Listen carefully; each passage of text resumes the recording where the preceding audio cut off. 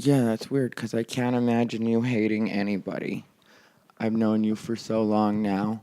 Yeah, I mean, it's like, I mean, I've never really had any enemies, so I've never really had a reason to dislike someone as much as I do. Yeah, everybody's always liked you and you've seemed to like everybody. I mean, Anyway, hello everybody and welcome to Unbothered by Ty Rivera. Today we are on location at Earl Acres here in the heart of West Hollywood with Mr. Earl Skakel, everybody's favorite hater. well, this is legit the only podcast I've ever asked to be on. No, and I'm glad you did, and I appreciate that, and that's an honor because I know you don't even like. I don't even like my own podcast. For anyone that's not familiar, Inappropriate Earl is Earl Skakel's podcast, and it's such a great podcast. I listen to it quite a bit because I love roast battle, and you tend to talk to a lot of the roast battle comics. Yeah, I mean, I have such a love for the show because it's done so much for me. Like that, I like to expose like the rising stars on the show and some of the more established people, and it's such a fascinating show to be a part of. Yeah, and some of the roast battle comics I know just from the scene, but I didn't really know their story. And then they go on Inappropriate Earl, and I'm like, oh, okay, now I feel like I actually know something about that person. And it gives me a better way to talk to them the next time I see them because I'm like, oh, I heard you on Earl. Yeah.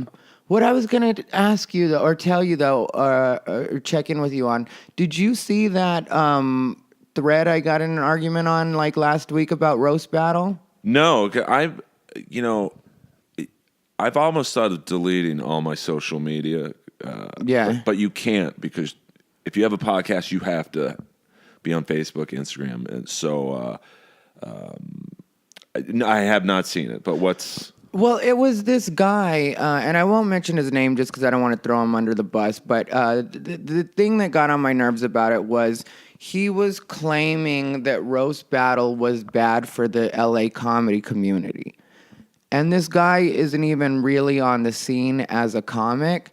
So that was annoying. And the other thing is, I've seen roast battle help people so much, not just in getting a TV credit or getting a check, but also in being able to write actual jokes. I've seen a lot of comics grow from roast battle as far as just their joke writing went. I mean, the show's not for everyone. I mean, it's definitely a sense of humor that's aggressive and in the Don Rickles-esque mode. But that's the kind of humor I love. And Me too. And that part I get. Like, if that had been if he had just been like, in my opinion, roast battle isn't a good show or a fun show. But to say it's bad for the comedy community didn't make sense to me. It was like, how is it bad for the comedy community? I mean, I can't disagree any more than I can on that because it's helped elevate so many people as comics after they go on it. It's helped elevate me. I mean, people like Olivia Grace, her stature's grown 100-fold. Pat Barker. I mean, there's Frank Castillo. Alex Hooper, Connor McSpadden. I mean, Yeah. Connor McSpadden was already a good comic, but like roast battle definitely did help him get a little bit more on the radar. Oh my God! I mean, I could go on and on. Doug Fager, who's amazing. Anna Valenzuela, Joe Dosh. I mean, I'm forgetting names, but it's Joe Dosh, your moment with Joe Dosh was one of the best to me. Well, when you guys went after Joe DeRosa. I mean, roast battle's hard for me doing roast because there's not many people I dislike. I would prefer to battle them because I don't care about hurting their feelings. But like with someone like Joe, who I'm dear friends with, I just love him to death. You're almost forced to say, well, I don't think Joe's a funny comic, even though I think he's great. Uh-huh. And we went at it hard. Like he hit me on my age, because I think I'm the oldest roaster that's like active, and I'm hitting him on some gay subjects, and and then at one point we stopped battling each other, and just Joe DeRosa He went after you, like he went after you as a judge. It wasn't like anything personal, but he went after you, and then you went after him, and then he told you, "Isn't that a bit inside?" Because you mentioned somebody he had dated, and he was like, "Isn't that a bit inside?" And you're like, "Your whole career is inside," which was completely improv. Like, and that's how I do it. It's very dangerous to. Not have prepared material like that. But, I think I said something about him and Sarah Tiana. Yeah, no, and it was perfect. It was so hilarious. And I think it was something along the lines of the last funny thing you had in your mouth was Sarah Tiana's pussy juice. Because he had said something that was really funny. I think he said I look like a grown-up Brad Williams. But that's the part where we love each other. I love Joe DeRosa, so it's like we're giving it to each other. And then Joe, I love, he chimed in. And yeah, well, you and Joe at that point just verbally jumped him. Like there was no way he was going to come back from that, because you guys were just relentless, and you guys were both going after him, and it was hilarious to watch. But it cost me the win because Eddie Ift was like, well, I was going to vote for you, Earl, but fuck you, I'm voting for Joe. And so we ended up tying. What did Eddie say the fuck you about? Eddie said something about, I might have some family members who have some legal problems. And he brought that to everyone's attention. And I just looked at him and I said, well, at least someone in my family can kill Eddie. Just stupid. It's not the greatest line. No, but it's, and especially in the moment and everybody, I know, yeah, those goons will really... The fucking peanut gallery gets going, and Eddie's great. I mean, he's amazing. So, yeah, that was a great moment. Yeah, I used to love being part of the peanut gallery. Tonight I'll be there. But, ever since that girl called the fire marshal and changed the whole dynamic up in the belly room, it's made it so you can't really hang out the same way. Which really, I still try and understand that night. It's like you're trying to get on Roast Battle. And whether you like the show or not, it's the hottest show in LA for 3 years running, which is... You've been on the scene. Yeah. I've never seen a show last this long in terms of popularity. And, she was upset, I think, because Moses, she was going on earlier in the show, and she wanted to go on in front of Mike Lawrence, which is, I get, but it's like, you go on when Moses tells you go on. Yeah. And so she called the fire marshal, so... the atmosphere is still good, but it's not maybe quite as electric as it used to be. Yeah, because once they did that, suddenly we weren't, the comics weren't allowed to go in the same way. You couldn't all pile up in that in that area right before the bathrooms, and that's where we all used to pile up. And a lot of times it was the comics, especially the young ones, that would really take over the chants once Moses would say something, or Josh or whoever was leading the chant. That's who would really take it over. So it seems like the audience has started to catch on better, though, because for a minute there it would seem like the audience didn't know what to do without the comics there, kind of. Yeah, I think after Montreal especially, we got a lot of new people who hadn't seen the show except on TV, and it is different on TV than live. So I think they were unsure of, do we boo when something bad happens? Do we, what do we do? And so it took a while to acclimate them to the live element of the show.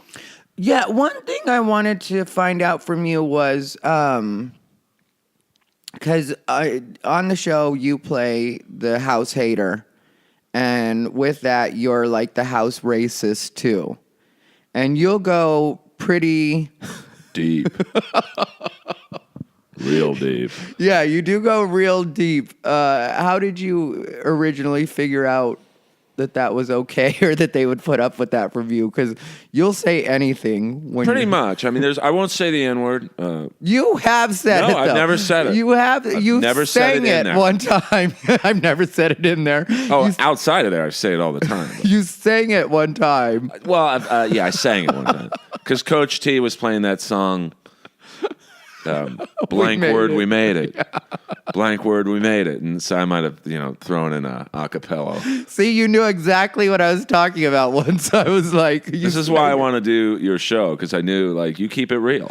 Yeah, and I pay attention. I've known you forever now, so I definitely do pay attention. And Earl the hater is my favorite. I love watching you go after people. Well, it started, these two people don't get enough credit for the success of Roast Battle, but Kenny Lyon and Josh Martin, that's how it started. I don't like saying open micers, because that's like dismissive. Two comics. That were open micers at the time, though. Yeah, but I don't now like. They've grown. I don't even like. I met one of my favorite actors the other day, and he's what you would call a character actor, and I hate. That's kind of insulting. Yeah. So two maybe unknown comics at the time, Kenny and Josh, were going to get into a fight, and Moses said, "Why don't you guys battle instead? You can't fight." Yeah. And so after that took off, the next week, two more people wanted to battle. And I wasn't past at the Comedy Store yet, so I was getting more and more frustrated with each month and each day I was up there. So I thought, I'm just going to imitate a certain employee here, maybe who's in charge of doling out spots. I don't want to get sued.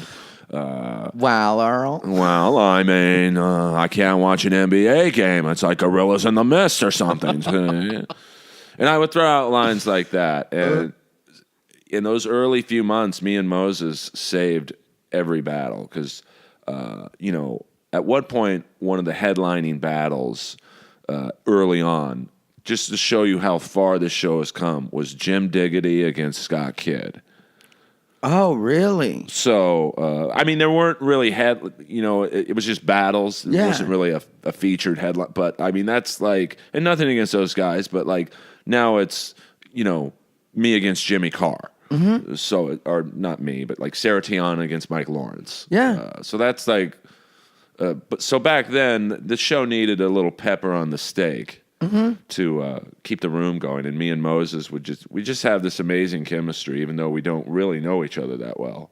Just as comics. Sometimes that's the best, though, when you don't know somebody off, or you know them, but you're not like Right. in their life, hearing their problems, that kind of stuff. Because then you can still just have fun when it's time to have fun, and you don't know what else is going on in their life as far as anything that might have happened that was tragic or dragging them down. It's just kind of like, oh no, when we see each other, this is what we do. Yeah, this is like our playtime for 2 hours a week, and he's been amazing to me. He's a total team player. Like, I think we both know some comics who, if they were the host of Roast Battle, they wouldn't want a side guy hogging mics or. Yeah, he's really great about that. Even the way he's always talking about the wave. Yeah, and the Wave, they're amazing. And How far in did they start? Pretty early on. I think it was me and Moses maybe the first 2 months, and then I think the original Negro Wave was Keith Soul, Jack Knight, and maybe Jamar, and then for whatever reason they left one at a time, and then Jeremiah came in, which is the funniest thing, that he's the leader of the Negro Wave. Yeah. He's like the whitest guy you could find. I know. But that's like Roast Battle. That's like... Yeah, it makes perfect sense in the show. Yeah. And then you have a house racist, which, there's a lot of dumb people out there that think I'm actually racist. Do you think a show that's hosted by a black guy would have an actual racist on the show? Yeah, do you get a lot of that still? Not too much, because this month was February, so it's Black History Month. So there was last month. So there was like just a lot of open softballs for me to hit. Now I'm more of just a hater, hating on the show. The network. The judges, shitting on them, and shitting on Moses. Even though obviously he's been amazing to me. And if the battles are bad, you need like a pressure release valve of That's the thing between you, Moses, and the Wave. A lot of times, that's what saves the really bad battles. Like people don't even realize how bad they are because you guys just jump in and start Yeah. kind of taking over. And it's also good that you guys will also sit back a lot of times if a battle's going really well. Oh yeah, we're not needed. Yeah, you guys do as little as possible, which is also good in its own art. Trying to know when you go in and when you don't. It's key. I mean, like last week, the main event was probably the best main event we've ever had. It was Doug Fager and Pat Barker, and it was like I don't think I said one thing. Who won? It was so good they both won. I think I don't even think they called it a draw. I think each of them got a win because it was unbelievable. I mean, they're both amazing and. Both two guys I'm petrified to face. Yeah, I missed it. I wanted to ask you one thing, though, because like I said, I have been listening to Inappropriate Earl. Keep it real. I have been listening to Inappropriate Earl, and a couple of times you've mentioned something that's bothered you. And you said that a comic had said something about you during a roast battle that wasn't true, and that's the only place you draw the line. Who was the comic, and what did they say? Well, I'm not. I don't like to mention names because they're not here. That's the only. I'll talk about anything. I'm an open book. You want to talk about relationships? There was people are going to understand who I'm talking about, but I don't want to give. You don't want to besmirch their name. I mean, they've already done that. But there was a recent battle that said that I had cheated on somebody. I did not. And it was done on TV. And, it was just the whole left side of the House of Blues looked at me. And I had a executive from the show come up to me after who loves me. I mean, Comedy Central has been amazing to me. When you go 14 years with virtually no success, it's like to be embraced by the #1 comedy network is like pretty neat. And they said, you didn't really cheat on so-and-so. And it's like, so that's like, no, I didn't. And so it's just, I mean, that to me is, there are no rules in roast battle. So I think there's unwritten rules that, I've done, 12 battles. I've never once told a lie. And it's I can't say it's created a problem with me and someone else, but let's just say this, we haven't talked since. So, so you guys were talking before. We were, cordial with each other, and then, we had a bit of a dip in our communications, and then that happened, and what bothered me the most about it was like I had people like. Like people I really respect and that I know respect me, look at me just with this, you didn't cheat on her, did you? And it's like, no. It's a funny thing, I never even came close to cheating on her. Mm-hmm. So, but, in comedy, perception's reality. And so, and I still get people coming. I had someone come up to me last night at the Comedy Store, ask me about the joke.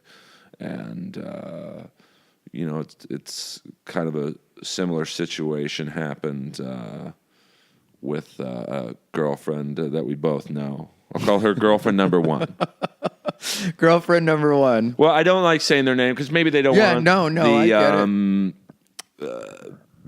And I know who you're talking about, and she's still active enough, and enough people know her that, if you were to even say the first name, it would be like, okay, we all know who that is. So I have 3, my last 3 girlfriends have been comics. I think if you know me, if you give a shit about me, you know who they are. So there's only one that I didn't know. If we're calling them girlfriend #1, 2, and 3, #2 I actually didn't. And she's awesome. We still talk. Girlfriend #2. She's amazing.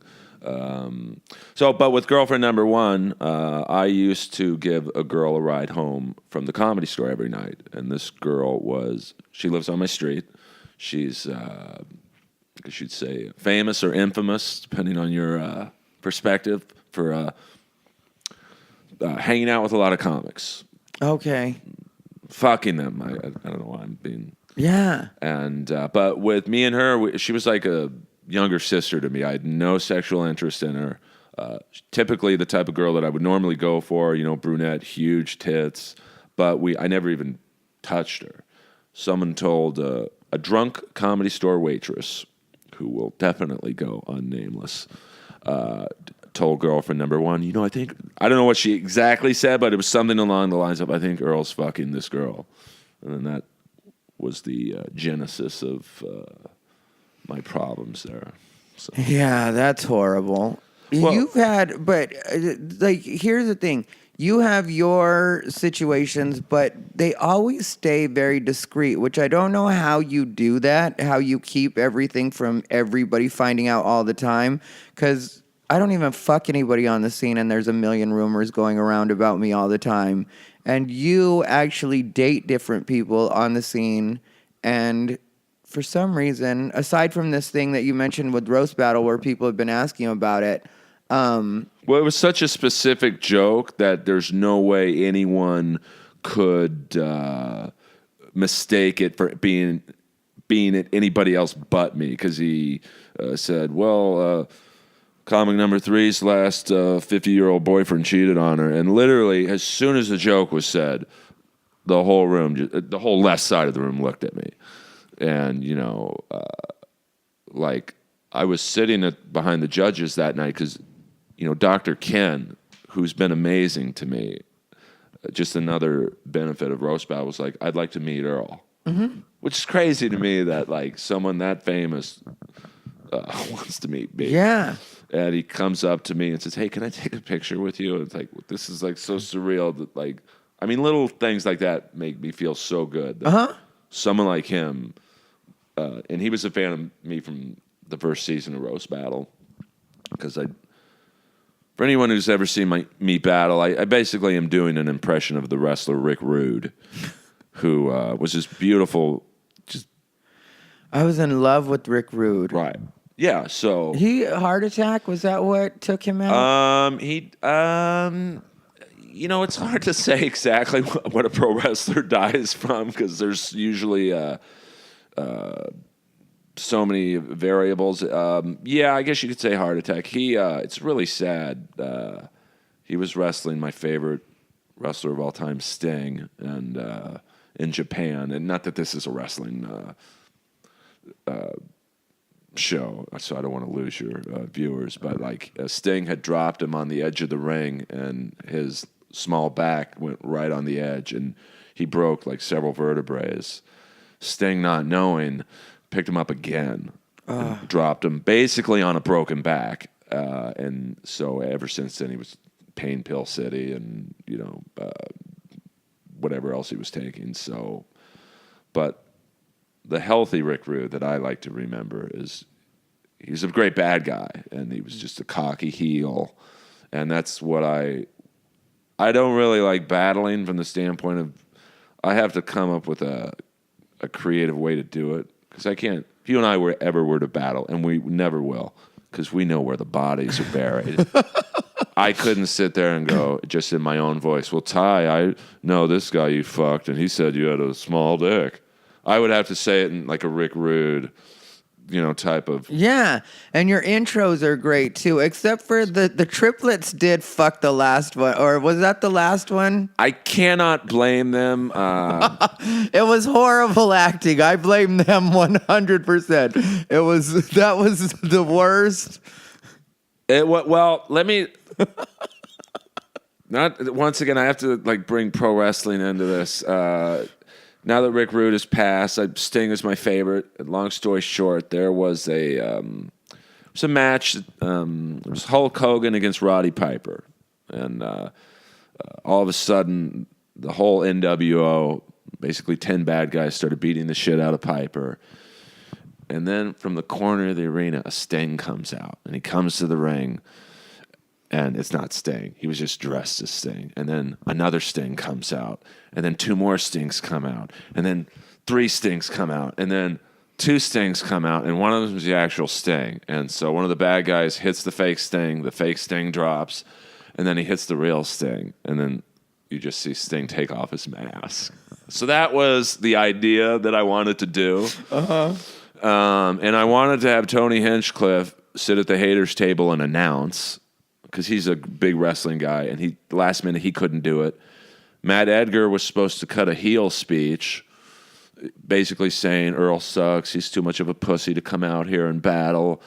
And then he was stuck at, what's that gig on Tuesdays in Long Beach? Harvell's, yeah. He calls, he says, dude, I can't make it. And then I started panicking. This whole entrance is based on someone talking shit. So I went to the Verzi triplets, and I said, you guys got to cut a bad guy speech. And they're like, well, what does that mean? I'm like, oh, man, just start talking shit and I'll come out. And I love those guys. Yeah. They taped like 4 of my sets that I could submit to Comedy Central for my half hour. So much love toward the Balducci triplets. But let's just say their cold reading skills are a little rough, because they were literally... So I passed out 10... They're kind of hot to look at, though. Oh, they're great guys, great bodies. They're hot to look at. So I bought 10 Sting masks and a Sting shirt. So I spent $150 on this fucking intro. I gave like Doug Fager a mask, Hooper a mask, and I thought I told them this. I said, listen, when they start their speech, you guys all come from different areas of the room, and I'll come in last. And so I hear them cutting the speech, and I poke my head through the door, and everyone's in a single file line, like they're in a fucking Costco checkout line. And it was just horrible improv. And then Coach T hits the Enter Sandman music, which I thought would get the room going. And it's dead silent. I was going to go through the crowd. I was going to go through the OR, come back up. I had this entrance that was going to take 25 minutes. And with Al Madrigal as a judge, I was scared, because Al's like you. He's hardcore. Like, yeah. He was like... and so I cut the entrance short. I just told Coach T, turn the music off. Let's get this battle going. Because I knew Benji would have great jokes, and I was pretty comfortable with what I had, so I knew the battle would save. It was a horrible entrance. Yeah, no, and but it was a great battle. Like, you and Benji were both hilarious. Well, Benji is like he's an amazing comic, amazing writer, and it was kind of a no-win battle for me, because it's like, if I beat him, I think everyone in the room was like, well, dude, you just beat some guy who hadn't battled in 3 years. And if I lost to him, it's the same thing. Well, dude, you just lost to a guy who hadn't battled in 3 years. But he's so good. He'd be a top 5 roaster if he did it enough. Yeah, Benji still hates me from an incident we had in like 2008 or 2009. Was he hosting Potluck? No, he was hosting Valley Nights. Remember when Tim Mars had Valley Nights over Stovepiper. Well, at this point, he had moved it. He had the Hollywood version. Oh, okay. So he was trying to do it, or not trying to do it. He was doing it at the Hollywood Improv. And he had asked me to do a set last minute, and Benji...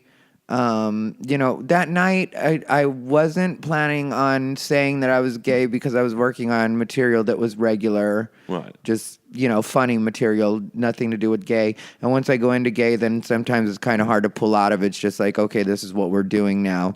I've gotten better at that, but obviously 8 years ago, it was a lot different. Sure. Like my growth and stuff like that. And so so Benji, before I went on stage, was like, hey, do you guys like gay Mexicans? And like, that was the worst intro to give me when I wasn't planning on going into that. Right. And so I did, because, and Benji probably didn't know this, but I wasn't supposed to be on the show that night. The night before, I had slept on the sidewalk because it was Stand Up for Diversity auditions. Okay. And so I had slept on the sidewalk the night before. I got very little sleep, and then Tim Mars hit me up and was like, hey, can you do my show? We had a last-minute fallout. And so... I forced myself to get out of bed, and I was like, okay, I'm going to go do this show and work on the stuff that I have to work on. So I was there for a very specific purpose, but I was also really tired. And so I didn't want to have to deal with that. And so after, like, I told Benji from the stage, like, as soon as I got the microphone, I said something about him being a dick, and, like, the audience started laughing, and, like, I kind of ripped him for a second, and then, after I got off stage, he introduced the next comic, and then he comes out, and then I was like, don't ever give me that kind of intro again. And so he was trying to explain why he gave me this terrible intro. And I was like, I'm telling you, don't ever give me that kind of intro again. I'm not asking why you did it. Right. I'm saying don't do it again. And then he goes into like kind of justifying, and I was like, okay, here's the short version, Benji. If you ever give me an intro like that again, I will beat your ass. And everybody was standing around at that point because you know how the vultures are in comedy. Oh, they love fighting. A potential fight to stand-up comics is awesome. Yeah. But horrible for the two people who are going to fight because no one's going to break it up. Oh, yeah. No. Nobody's going to break it up. And so Benji, is not a fighter. Which I didn't know that because he's always seemed kind of scrappy to me. So I thought he'd be perfectly comfortable with everything that was going on. So instead, I guess he got kind of intimidated and then, stormed off and then has been mad at me ever since. Like one time we had a quick chat and he was just like, you threaten physical violence in a world of words. And I was just like, I don't have time for this faggot shit.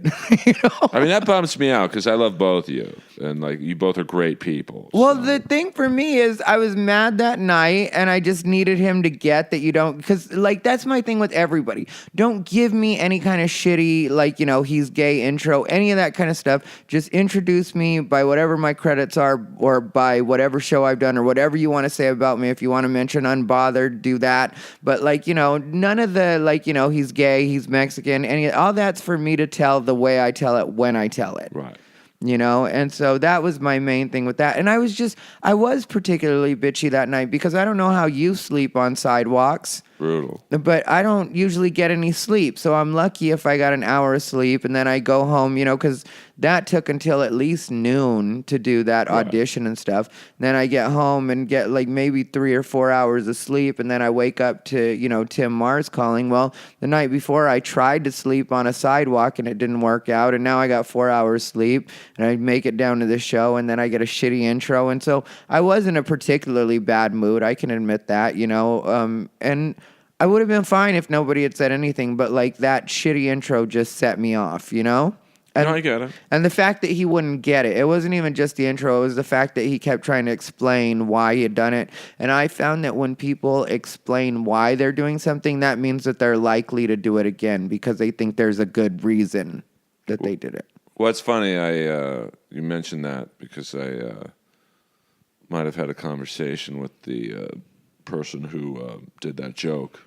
Yeah. On Roast Battle, and it was, to me anyway, obviously, the most insane logic. Oh, dude, I wasn't really talking about you. And it's like, you basically mentioned my age. I mean, I'm 48, but he said 50. You basically, her last boyfriend, everyone in the room is going to know who you're talking about. It's not like you said, hey, a guy from so-and-so's past, which opens it up to, to whoever various she's dudes. dated in the back. So, yeah, I mean, I get it, I understand. So you had a conversation with this person. That was the other thing I was going to ask you, if you've had a conversation with the person. I mean, it was not to my satisfaction, but it's, I know who you're talking about, and that person doesn't give... the damage has been done, so it's like... And he's another one that's always got a reason for why he does things. And, I personally have an hot and cold relationship with this person in a way that, sometimes I just don't like the way that they insert themselves in things that they don't necessarily need to be involved in. And so we've gotten into it before where it's just been like, I don't know why you can't get that every once in a while it's okay for you to keep your fucking mouth shut. Yeah, it's just... if the joke was true, I would have had no problem with the joke. Because when you sign on for Roast Battle... you sign up for the show, and the show is if you're going up against someone good, which nowadays there's you probably are. they're going to do research on you, and they're going to, okay, Earl's related to this family. He's slept with these comics. He's this age. I'm super sensitive, but you sign up for the show. When it comes to age, though, because a lot of times they do mention your age, do you even care about age? I love it because outside of Matt Broussard, the odds are I'm going to be looking better than whoever's I'm on stage with. Yeah. I don't mean that in a cocky way, but Matt These Broussard. comics, It's you're LA right. Comics. I mean, it's like, come on. Have you seen us? We look like an Amber Alert billboard. Yeah, it's like, all right, well. But I mean, Matt Broussard is a beautiful fucking human. Yeah, I agree. And so, but if it's not him saying it, it's like I almost try and sucker people into talking about my age because it sets me up for a rebuttal of like, well, I might be 48, but you're going to die before me, so I'm good. Which the better battlers do. Like, when I first started watching Olivia battle, she would almost sucker. She would wear, like a fair amount of makeup or whatever. But I mean, she's beautiful with no makeup. But like, she would wear like makeup, and she would sucker whoever she was battling into saying something about it, so she could then say, "Well, I might be wearing this amount of makeup, but I'm not going to fuck you anyways." Or what? Yeah, yeah. So I try and do the same, where I hope you bring up my age. I hope you bring up my career, because usually someone brings up my career, I can say, well, I'm past here and I get spots. You get spots at Norms. Yeah, that's the thing a lot of people don't know about our relationship is I remember when it was before you started going to the Comedy Store and you used to almost exclusively go to the shittiest mics in town. Ireland's 32. We were both there the night that guy got his head cracked open with the pool ball. That was the Whiskey Bend. Whiskey Bend, yeah. And you know why we were all outside? I don't know if you remember this. No. But I had really bad gas that night. And I'm not doing material. Yeah, no, but that's why I hate you, because I know it's true. I know. Because this was when I was lifting heavier weights. Like, I was a maniac back then. So I was protein bars, powders, pills that God knows what was in them once they dissolved. And I had just horrendous gas. And I farted, and we were all outside because it cleared out the whole bar. Except for these like two guys who were arguing at the pool table, and then they piled out, and the guy opened up. He had a gun. Yeah. And I remember looking at the gun, going, Jesus, that's a big fucking gun. And I think the guy he was going to shoot saved himself by saying, "Hey man, I'm in the military. You can't shoot a vet." And that's when I took off. I was like, fuck this. Yeah, there was that part that night, though, where one of the guys, I don't know if you were there for it, but one of the guys grabbed one of the balls from the pool table and threw it at the other guy's head and caught him right in the top of the head because the other guy kind of balled up. And so he threw it right at the top of the guy's head, and the guy's head just started bleeding. It just busted him open. I think that's when we were outside, because I think then the next thing was I remember seeing Richie the C, who is probably the only guy qualified to break up a fight amongst us. Yeah. I think he was trying to get in between them, and then it all spilled out into the parking lot. And I remember I was standing next to Ian Bagg. And Ian Bagg was like, "Whoa, that's a big fucking gun." And I'm like, I ran. So, but I hung out at all those open mics because I was treated like a god. Yeah. Which held me back. I was like, wow, I wanted to be past at the store and the Improv and other places, but it was like, I realized I was going to have to start over. Like, you could be King Ireland's 32, but at the Comedy Store, you're just comic number 800. Yeah, were you? When did you get past at the Improv?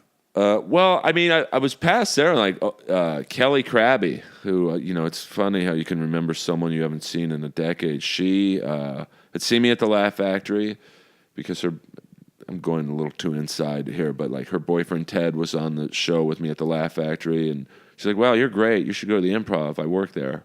And she, I was passed, but I never got spots there.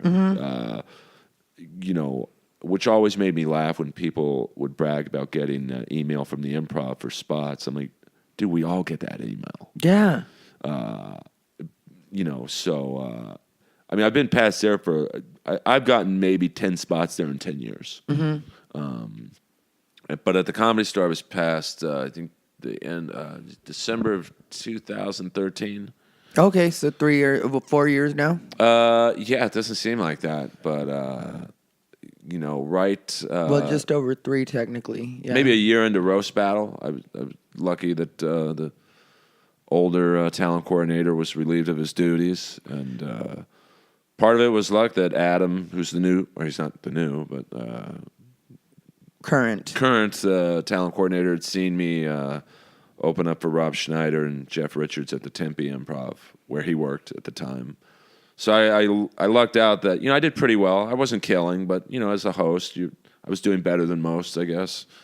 And so that's how that was basically my showcase looking back at it. Jeff and Rob used to work together? Yeah, for a while it was Jeff and Rob, and then they would use various openers, but I don't think they were working out.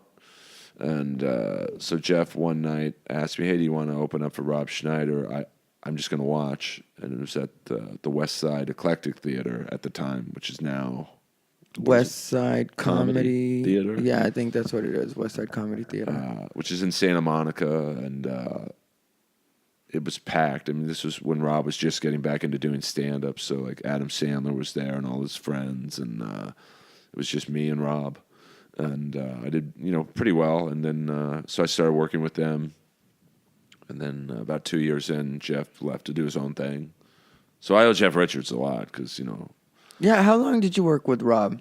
Probably 4 years, and it was great. Like it was, at the time, you're being exposed to these crowds that, they're all there to see Rob, but like to do a theater in New Mexico, 2,500 people, and it's like, wow, this is great. And is he still doing the road, or? Oh yeah, he's got a show on Netflix. I think it got picked up for season 2.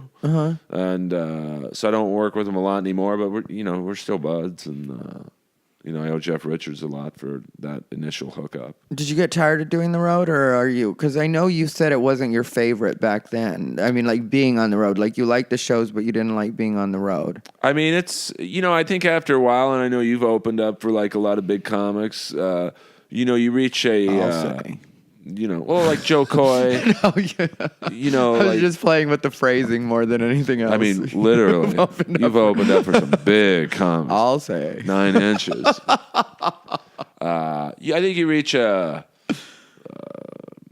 like you don't want to be an opening band forever, so. Yeah, I have friends that do that, and I don't know how they do that. Like, they've been the same person's opener for years, and I always feel like, yeah, that's cool, I guess, for keeping your bills paid, but just don't you want to eventually do your own thing and be the guy out front instead of in the background? But I guess. I mean, it's tough because, you're 2,500 people in New Mexico. We did these 2 theaters in Northern California. It was 1,000 people a night. And so it's just like, wow, when am I ever going to be in front of 1,000 people again? But you definitely are like, all right, it's like you have to reach a point in your mind where it's like, I don't want to be anyone's opener for the next 10 years. But the money's great. I mean, Yeah, that's where you'll get. It's like you get kind of, not addicted, but, a lot of people are going to judge me speaking, and it's because we're talking about opening and stuff like that. A lot of people are going to judge me for this, so I'm going to make sure I get it out there before anybody else can. I actually did guest sets for Carlos Mencia a couple weeks ago. A gig's a gig, someone's going to open for him. A gig's a gig, and also, like, I know different people have had their own situations with him. This was my first time meeting him. He had never stolen anything from me, and I know that that's what people have said, and and it appears to be true in certain instances or whatever. But I I just had a mutual friend invite me out, and they were like, do you want to do guest sets? And the other thing is, Carlos Mencia has indirectly helped me because he was one of the main people that brought Joe Coy on and gave Joe Coy his real start when it came to doing the road. And then I ended up working with Joe Coy for a year and a half. So, and he's also helped several friends of mine, like my friend Momo. He had him on the road with him for a long time.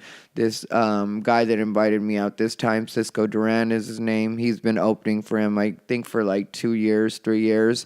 So it's just kind of like, he's helped out a lot of people that I know. And I did have an interest in, especially when everybody seems to be against somebody, I usually want to meet that person. I mean, I've seen him. I haven't seen him at the store in a while, but like, I probably wouldn't do that gig myself just because I don't want the negative energy that's around him. Like he maybe a couple years ago would come to the store and I would just see him sit in the back, like Mitzi's seat. And I don't know what he was doing there.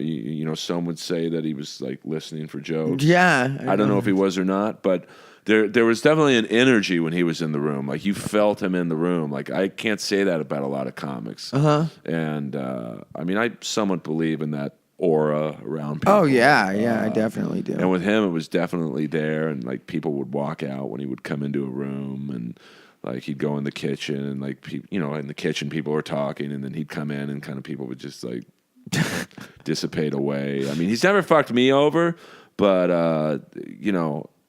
I'm much more, I guess you'd say, on Team Rogan than I would be on his side. Yeah, I haven't met Rogan, but I know a lot of the people that hang out with him, and I respect, I, for the most part, try to keep it neutral on a lot of things because I have so many of my own battles. Yeah. That it's like I can't get involved in other people's or, be kind of, I just have to pick and choose what I get involved with because I'm like, I have my own shit going on.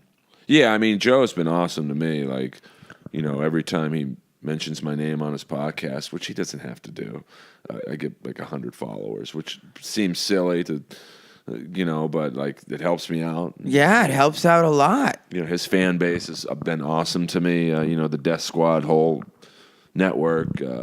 And he's a big fan of roast battles, so like he talks about the show a fair amount, and I mean, I like him like I like you. He keeps it real, like. Yeah, I have yet to meet him. I don't have any. I've never heard a bad story about him, or I just don't know him.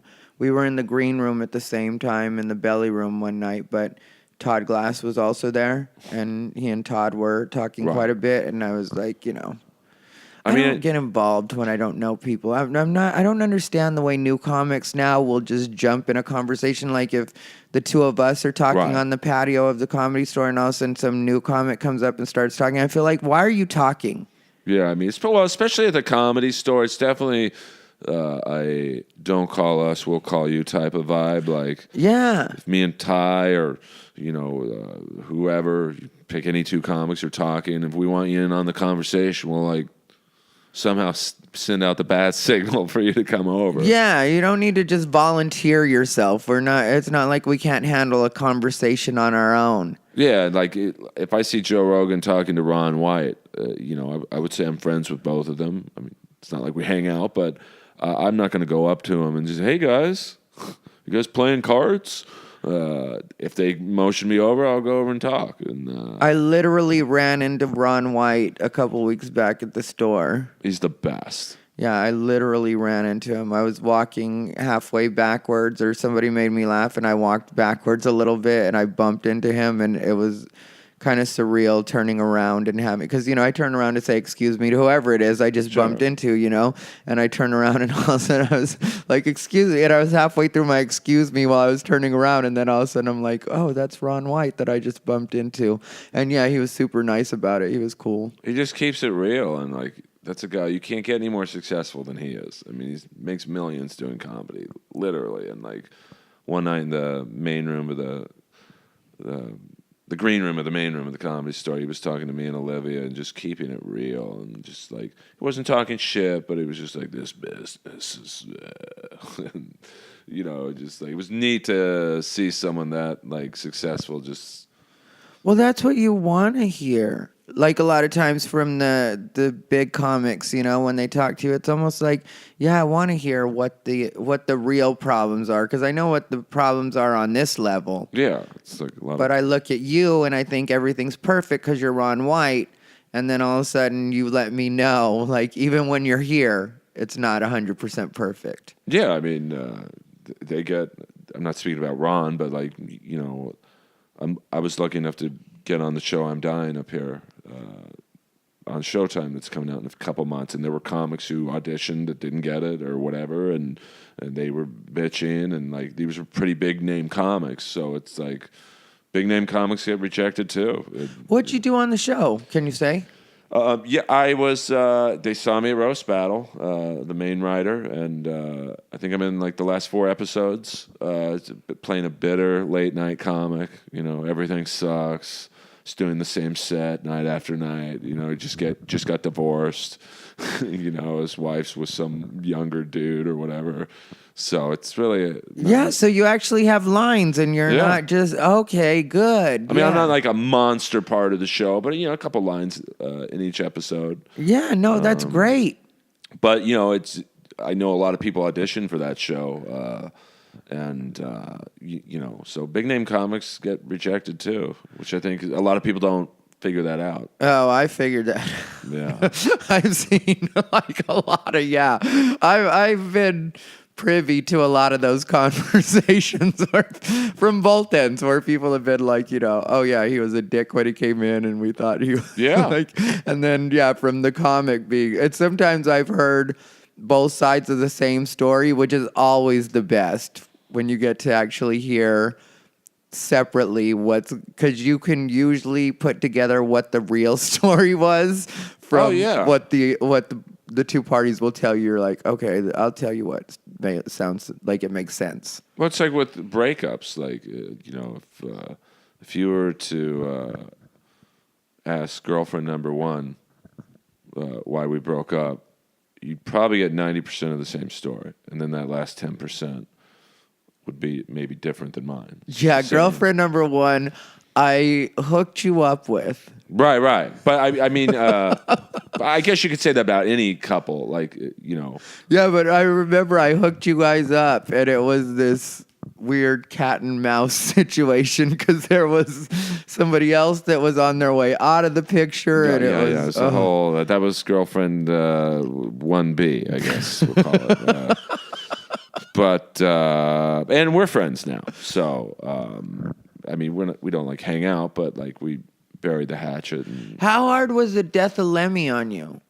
It was tough because I hadn't seen him in a couple years. The last time I saw him, for those of you who don't know, I used to date lovely, we'll call her girlfriend 1B. She is part of the management team of Motorhead, so I became friendly with Motorhead and Lemmy. I would give Lemmy a ride to the dentist on several occasions. They would also send me over to make sure Lemmy was still alive at several points. It was tough. The last time I saw him was at the gas station on Sunset in San Vicente. Not to be too local, but and he did not look good. And it was like, wow, I don't even want to say hello to him. I want to remember the Lemmy I knew. And of course, he lived like 2 years after that. When you say didn't look good, Very frail. Okay, and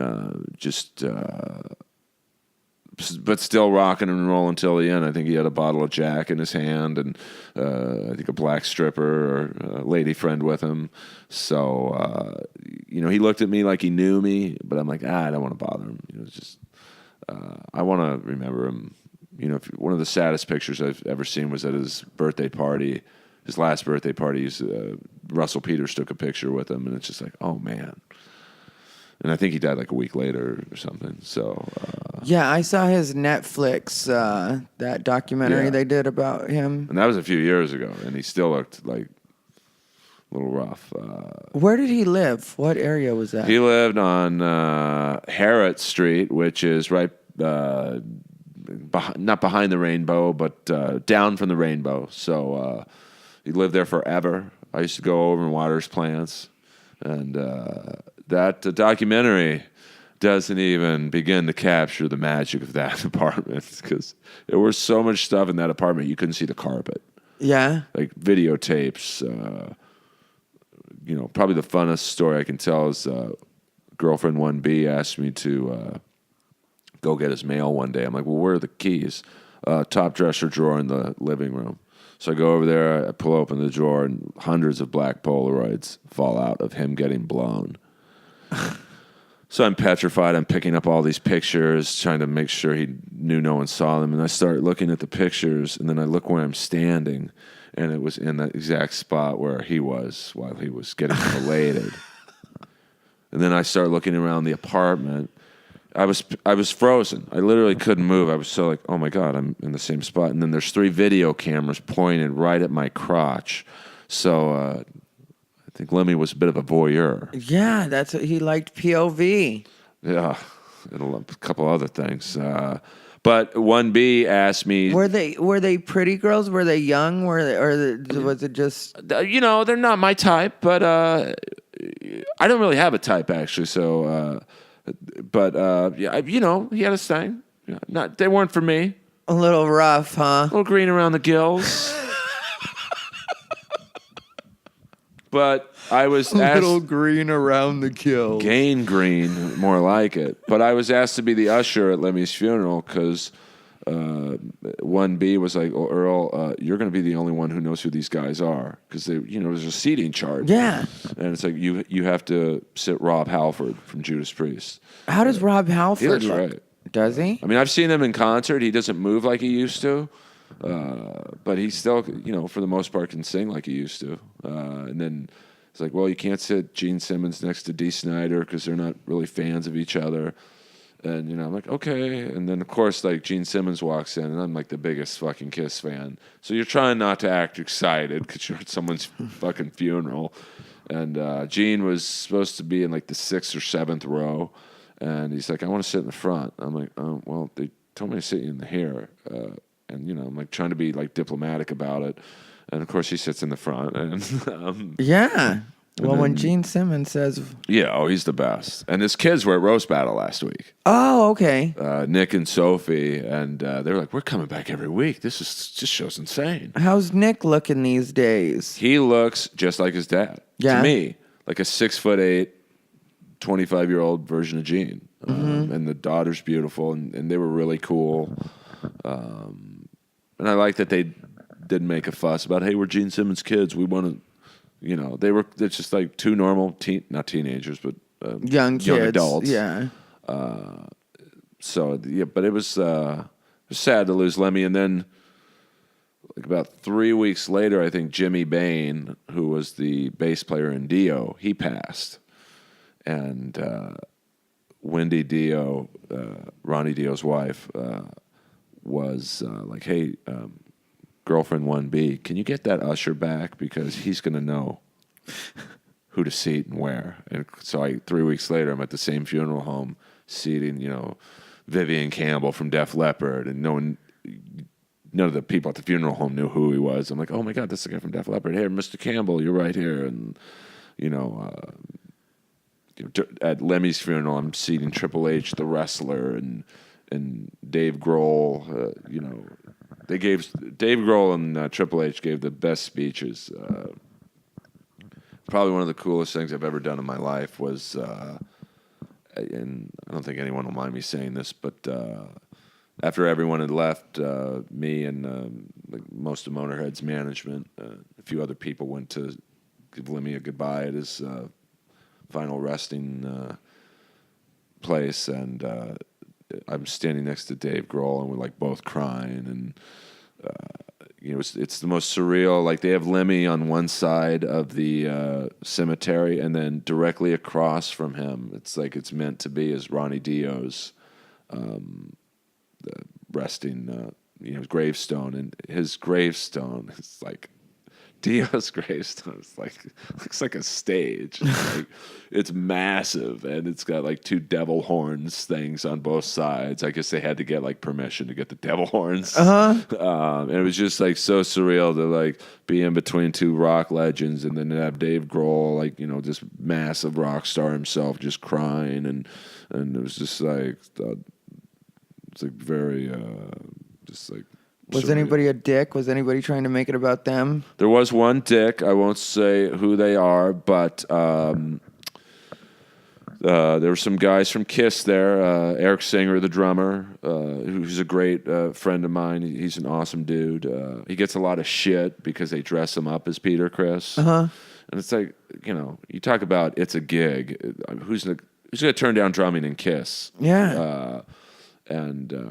So there was this one gentleman, I won't say his name, but he's, let's just say he's got a lot of history in Kiss. He sits next to Eric, and he was sitting in Slash's seat.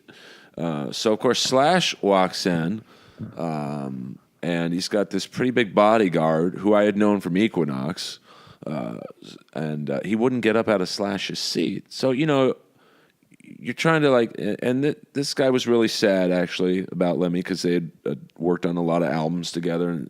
But I, like, you know, it's like I got Slash and his massive bodyguard, and I'm like, hey dude, you gotta get out. And he's like, no, I'm not fucking moving. And you're like trying to be like, okay, I know you lost Lemmy, I know you guys were tight, but this is Slash's seat, and the bodyguard's being cool because he didn't know my name, but he recognized me. He's like. He's even starting to tap me on the shoulder going, dude, Slash wants to sit down. And I'm like, you know, hey, brother, you got to get up. And I'm not moving. I'm like, well, Todd and 1B told me, and I'm like, you know, this is Slash's seat. And so it got into a little bit of an ordeal. And luckily 1B came over and massaged it. And Slash was cool. And the bodyguard was very cool. But yeah, she's good with that. Well, she's Pitbull when she has to be, and I mean that in the most respectful way. Like, yeah. You know, her job's very hard. She works for, you know, the #1 concert company, and she's. It's almost like being a talent coordinator at the Comedy Store. Someone's always going to be pissed at you. So she works these massive outdoor concerts where, you know, Metallica's manager is saying, well, we were promised 6 tickets, and she's like, well, I have 3. This is what you're getting, and then. You know, someone from, you know, Motley Crue's management. Well, we were promised. Like, well, Metallica's getting 3. You're getting 2. Know your role. But she's like the sweetest person. You know her. Yeah. She's awesome. But, you know, you got to be a bitch at times. So she and her, she was very cool. And, of course, the guy got up and Slash got to sit. And especially with personalities like that, you do have to be very firm with them in some cases because they're used to everybody's willing to bend for them. Right. And so when it's stuff like that, they do need somebody to remind them that really, when it comes down to it, you're in a room full of other people that are on your same level. Everybody wants special treatment here. So it's just designed this way for a reason, and I need you to get up because... this is where somebody's already sitting. I mean, if it weren't Lemmy's funeral, I would have been a tad more aggressive in my approach. But it really wasn't the time or place. You know, people are crying. You've got all these rockers who, like, you know, are crying. And, you know, it was just like... Was it pretty sober? The stories were amazing. I mean, it's Lemmy, so it's like, this is... Even if you're not a Motorhead fan, you know who Lemmy is. And, you know, just to put it into perspective, his history in the music world is like he was Jimi Hendrix's roadie. Like he used to get speed for Jimi Hendrix. So, yeah. That's his history. And then, you know, Motorhead's, you know, we've all seen the T-shirt. Like, if you don't know their music, you know the T-shirt. Yeah, I have a Motorhead T-shirt. Yeah. And you're not a typical Motorhead fan? No, I'm not. And that's like... how iconic they are is their logo is amazing. They sell more T-shirts than fucking CDs. You know, like Triple H, you know, I'm not the biggest fan of Triple H just because he kind of buried my guy Sting when he came into the WWE. But I don't want to turn this into a wrestling thing. But like, he really, you talk about someone getting fucked over. Sting was the only guy to never go to the WWE. You got to give him that.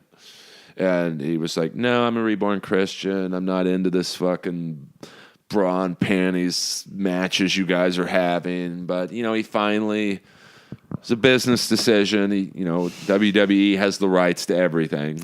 You want to make money. If you're an older wrestler, you need the video rights to your matches. So, he caved in, and they just fucking buried him. Triple H beat him in his first match at WrestleMania. Just give the guy one fucking win at WrestleMania. Made him look like to be a fucking buffoon. And so I'm not the biggest Triple H fan, but at Lemmy's funeral, he just was crying, and he told a great story. And he would always have Motorhead do his music, his walkout music, which put a lot of money into their pockets. Yeah. So he didn't, he could have WWE as an in-house guy who could just make generic music. And Triple H went out of his way to make Motorhead money. So I'll give him that. Yeah. How old is Sting? Sting's 56, man. Sting's 56? Yeah, it's kind of a bummer. Yeah. Because I remember him when he was like all fucking jacked. Oh, he was so fucking hot. When I was young, Yeah. I remember Sting was definitely in the kitty spank bank for Ty Rivera. Come on, Sting, if you're out there, Yeah. you still got it, baby. What'd you think of the Ric Flair and Halle Berry situation? I mean, I don't. Ric Flair, he fit in well in the LA comedy world. I'm not sure if he's done half the things he said he's done, but I don't think he ever hooked up with her. Yeah. I think he did it to get a little publicity. It worked. I mean, we're talking about it on a non-wrestling podcast. Oh, yeah, yeah. But yeah, I mean, Dave Grohl told a great story about he loved Lemmy. Like, see someone like Dave Grohl, the guy from Nirvana, crying. He'd go over to Lemmy's house and they'd write music, and it was surreal in that sense to see just these legends of wrestling, and Rob Halford's crying, and everyone has a good Lemmy story. I think the bass player from Metallica, Robert Trujillo, he had a great story. Were they drinking and partying, or was it more just like? I think Robert Trujillo's story, and I'm not probably going to remember it. Robert Trujillo picked Lemmy up at his apartment, and he had like a lowrider. Because he's like, I don't think he's a cholo, but he's yeah. He played in Suicidal Tendencies, and so he's a skateboarder, I guess. Is there a term for a Mexican skateboarder? No, not that I know of. Yeah, they're just. But he was he had the cholo lowrider car, and I guess he picked Lemmy up, and of course the car wouldn't start. So here he is. If you're a bass player, Lemmy is a god.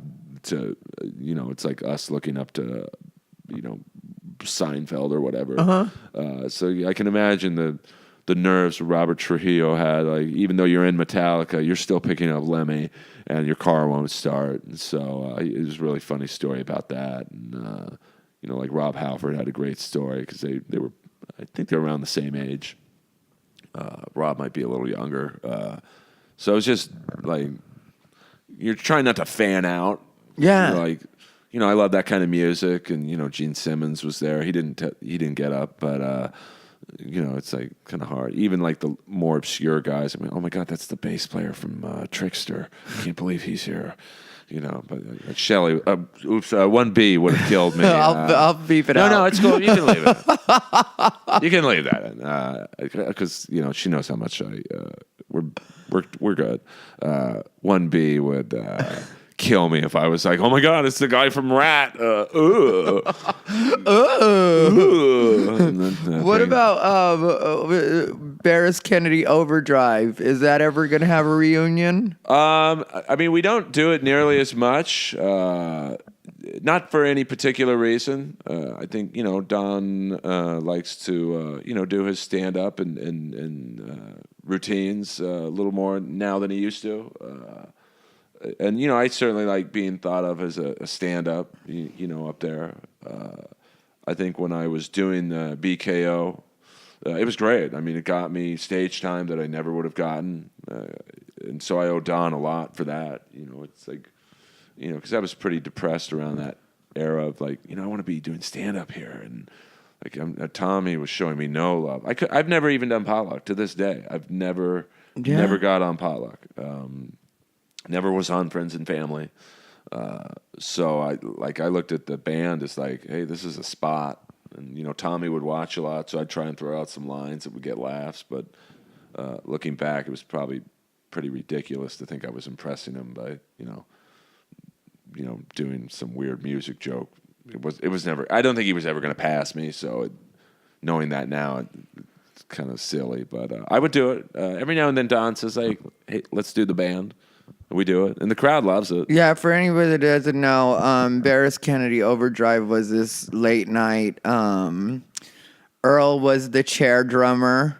We had several guests, guitar players. Yeah, Dan Madonia. Sometimes it was Hinchcliffe. Yeah, Jason Tebow. Yeah, and then little Esther, when she first started coming around, Esther Pavitsky was like played a runaway or like a 13-year-old girl that had been abandoned by her family, and because she looked so young, the audience, it was funny watching the audience like slowly figure out that this girl isn't really a 13-year-old that's been abandoned by her parents. Because a lot of times at the beginning of the show, when she would get on stage, people would be like, oh my God, and like really buy into it. Because Don would set it up by saying, see, her parents are in a van right over there. And like he'd point to some van that's parked on Sunset, and then, you know, they'd be a little weirded out by that, and then Don would say something like, I bet you have a hairy pussy. And like, people were like, what the fuck? And then, you know, Don can win. Don's amazing. He can win over anyone by saying the craziest I stuff. know. Like, stuff that you and I would never get away with. Yeah, I know. He's got that lovable, like, boyish grin on his face, and like, you know, he had some older lady on stage the other night, like a grandma, talking about her hairy pussy, and like the grandma's loving it, the grandkids are in the crowd loving it. Like if you or I did that, it'd be like, you're a fucking creep. Yeah, Don has a way of making people just forget whatever their hang up is and have fun in the moment. And then I was talking about it with Tony Hinchcliffe the other night. The way you guys used to, or the way that they would like work the lights at the Comedy Store before they started doing BKO. I didn't even know the Comedy Store lights did all of that stuff.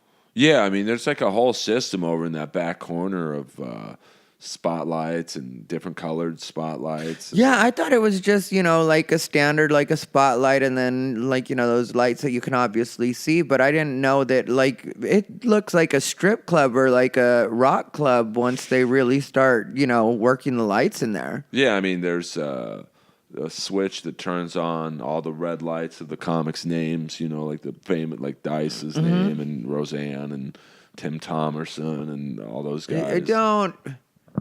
I love Tim Thomerson. I'm a huge fan. But people like, he was a huge comic back then. Huge. I mean, there's so many comics like him that were like, if you got your name in the Comedy Store OR, you were big. You know. Yeah, I never knew Tim Thomerson in my whole life, I still haven't seen him. And so when you said that, I thought you were being a smart ass. No, not at all. Like, there was like, he was huge and like a major headliner, and he was in like a lot of films, and if your name is on those neon things in the original room at the Comedy Store, you were big. So I love me some Tim Thomerson. Yeah, so you've seen him, you know what he does. Yeah, you know. I don't think he does comedy anymore. I think he's just one of those guys from the 80s, 70s. I think someone said he had moved to La Jolla or San Diego and just, you know, probably lives off of royalties from all the movies he's been in, and you know, which kind of is sad. I don't ever want to be that. Like, I never want to retire from stand-up. Yeah, no, I don't want to either. That's not a goal of mine at all.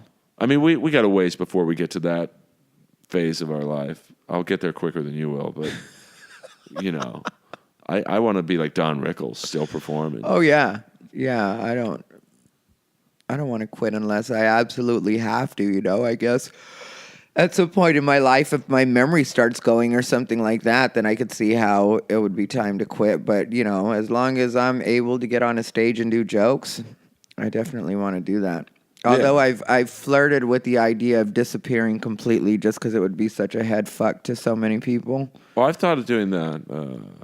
Not quitting comedy, but like I said, if I didn't have the podcast, I would delete all my social media. Do it Angelo Bauer style.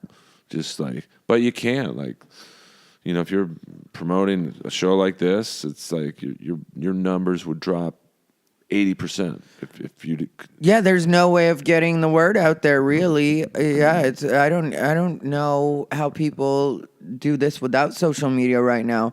I think eventually Angelo Bowers would have had to fold and start, Yeah, I mean, like he would have been so much more well known, but he didn't give a fuck. So, I mean, I hate asking people to be my online friend, but you got to do it. Like, just there's no way around it. If you want, it's like great to do it for the art, but at the end of the day, you want people to listen. Yeah, you want people to listen. You want to be able to make money. All of that is necessary. So, are you going to be at Roast Battle tonight? I've got double duty tonight. I have a rare Tuesday night spot in the original room at 12:15. My friend Greg Roke is the main event tonight. He's amazing. Greg is the main event tonight? I love Greg. It's a five. It's not a 3-rounder. It's a 1-rounder, but it's still a main event. And he's a great, great dude. And he just got accepted into UCLA. So who's he against? Jacobs. I might be getting the last name wrong. Skinner. He's big, bald, white supremacist looking guy. So it's a nice dynamic of this kind of good-looking dude in a wheelchair against a neo-Nazi looking guy, and I've seen Greg's jokes are pretty they're good. He's good.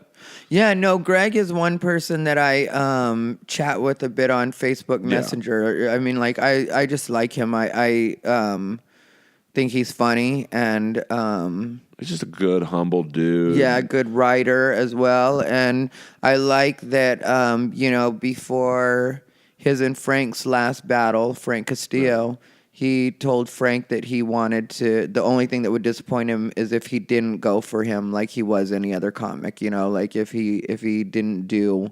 Yeah, you have to. The edgy, go for whatever, don't go easy on me, basically. And I respect that, because there are some people that even though they do roast battles, seem to at least a little bit hide behind their disability or their privilege. Yeah, I mean, you have to go all in when you roast battle. Like, I lost to Sarah Tiana because I didn't go all in. I was very nervous about, and I love Sarah Tiana. Like, I've had a crush on her forever. Like, she's, even though I don't have a type, she's my type. Like, if I were, like, but it's not compliment battle. You have to kind of make up stuff if you feel like I do towards Sarah. But I was very concerned about Sarah Silverman judging. I was like, well, I can't really say she's fat, and she's not. But I can't really go after the age, and she's not old. But I just can't sit there and go, hey, Sarah's great. So I kind of held back, and I got killed. So you can't. Well, roast battle though, like roast battling to me, and I haven't done it. I just watch it a lot. I'm gonna be there tonight as well. But roast battle to me is a lot like when you watch somebody draw like the caricature. Right. It's like you do have to exaggerate the nose, or you do have to, because that's what it is. You take these things that in some cases are somewhat subtle and you blow them up, So if a person's got 5 extra pounds, you talk about them like they're the fattest person in the world. Yeah. If a person, dates a few comics, then you make it seem like they're the biggest slut on the scene, or, it's just the way it works, and it's all not malicious in the end, but that really is what you do with everything, It's just kind of like, there's the guys that are like Greg Rock that are in the wheelchair and stuff like that. And then, you have to go at him. Like, he's too good if you like, Greg is fucking good.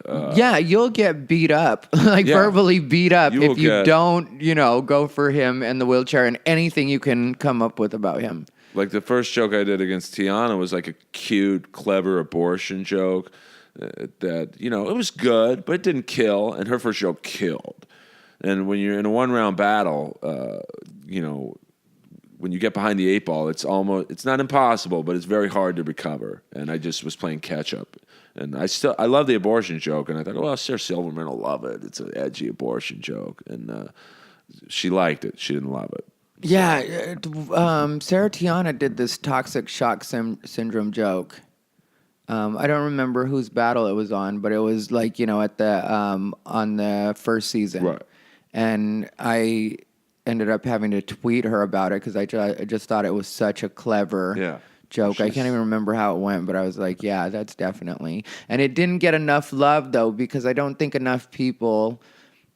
Well... I don't think enough people even know about toxic shock syndrome anymore. Like really Old hear school. about. Yeah, it is. It was old school, but it was such a clever joke and such a good joke. And Sarah Silverman mentioned it in the judging. Like Right. what a great joke it was. But it was kind of lost on the audience, which sucked. Well, it's like, but that's the great thing about roast battles. Like I learned a lesson that night. Like, don't be concerned. Because Mike Lawrence's first joke about Sarah was an age joke, and it was mean, and it was brutal, and it probably won him the tournament.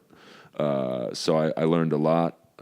Was Sarah Silverman at all? No, well, I know Sarah. What got into my head was I know Sarah Silverman was. I think she was pissed off or didn't like the jokes done on her. I think it was the James Franco. Yeah, it roast was James Franco. about age against her, and obviously Sarah Silverman's hot, and she's not old. But, once again, it's like you just can't sit up there and say nice things. So I was like, well, I can't do that against Tiana. They're friends. And I knew that Judd Apatow, who's awesome, he's an awesome dude. But I had a feeling that he would vote with Sarah. Yeah. So I was like, I was trying to get Sarah's heart, kind of like how I did against Jimmy Carr, where I won over Jimmy Kimmel.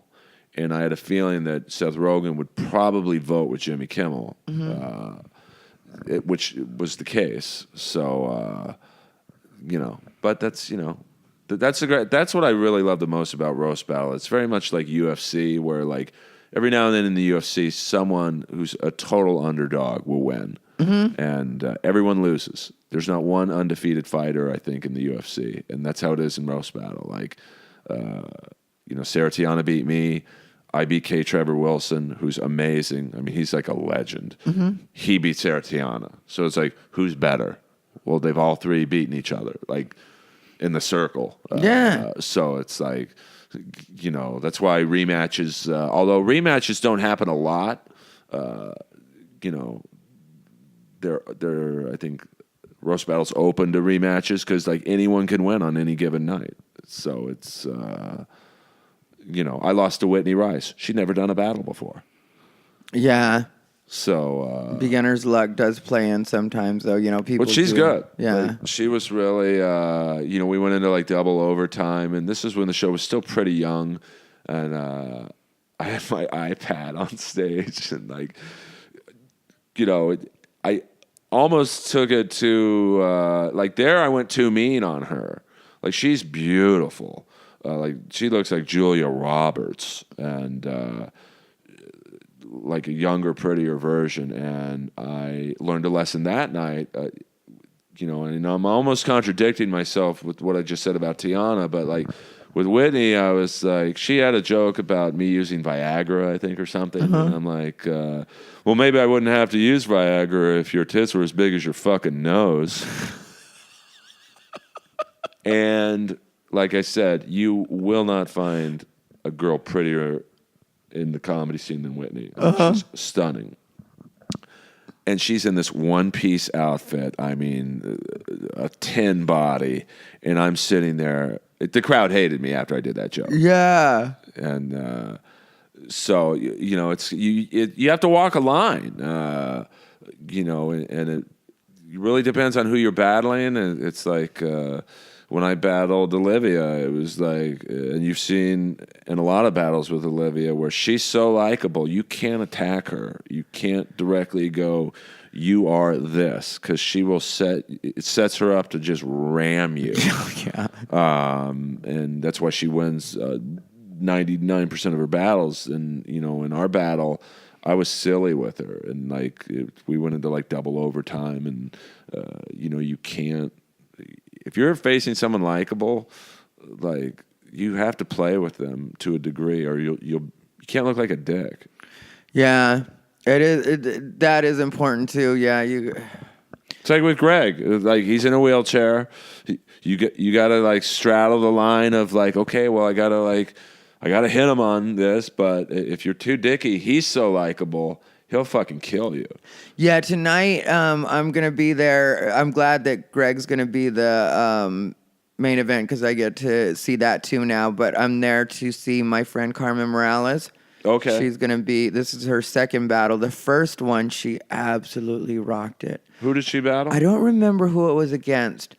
Yeah, I don't remember who it was against, but it was so great. And now this time she's against Brent Erickson.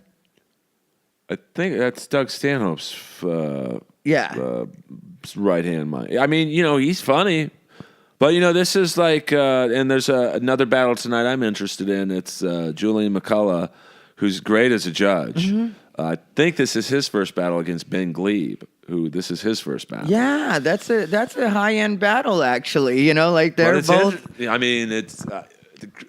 Ben's a great comic, but this ain't comedy. I've seen a lot of great stand-ups not necessarily do well at this. It's a different, you've been in the room. It's just because you're a great comic, it's doesn't mean you're going to be a great roast battler. Yeah, no, I'm excited to see how it goes. Where can people find you, Earl? All over. I hate you so much. I'm on the usual spots: Twitter and Instagram at Earl Skakel. It's just EARL SKAKEL. And Inappropriate Earls on SoundCloud and iTunes, and at the Comedy Store a fair amount. And dude, this is literally. We all know people who do hundreds of podcasts. I mean, there's hundreds, thousands. Yeah. I mean, I've never wanted to be outside of the Joe Rogan Experience. This is the only other one that I've gone. God, I hope he asks me. Yeah, and I've been hoping to get you on forever. It was just a matter of actually making it over here to you, because I know that when you live in West Hollywood, you don't want to leave West Hollywood. Everybody that I know that lives in this area is just yeah, I kind of walk everywhere, and I don't really like leaving West Hollywood. So I was I got to make it over to Earl. Well, I would have come to your house. That's how badly I wanted to do this podcast, because here's what I love about you. You keep it real. I think we've known each other for 15 years. Yeah.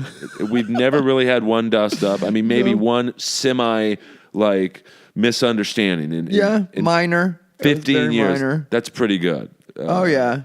You are one of the few. If I quit comedy tomorrow, I would still talk to you. Oh, yeah, same. Yeah, and there's not a lot that I would talk to. You saw what happened to Deb and Isaac. Anyway. See, Ty, that's what I love about Ty is, I didn't name names today because even if I don't like someone, they're not here to defend themselves. And it's easy on podcasts, too. I know there was a recent podcast, I won't say the guy's name because where a big-name comic was ripping into the Comedy Store and the comics that are put up there. And this is someone who was accepted by the Blast Talent Coordinator, and he was just shitting on a lot of people, a lot of good people up at the store. And it's why don't you have them on your podcast?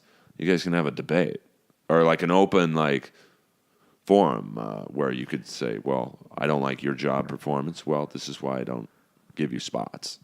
Blah, blah, blah. So that's why I don't name names. Just 'cause. Yeah, no, I'm gonna, after we get done here, I'm gonna ask you who that I will tell what you. I can listen to so I can hear the whole thing. Yeah. Everybody, you can find me at America's Favorite Fag, and thank you for listening to Unbothered by Ty Rivera, everybody. Be good, botherinas. Thank you, Earl. Two tops don't make a bottom. I hate you.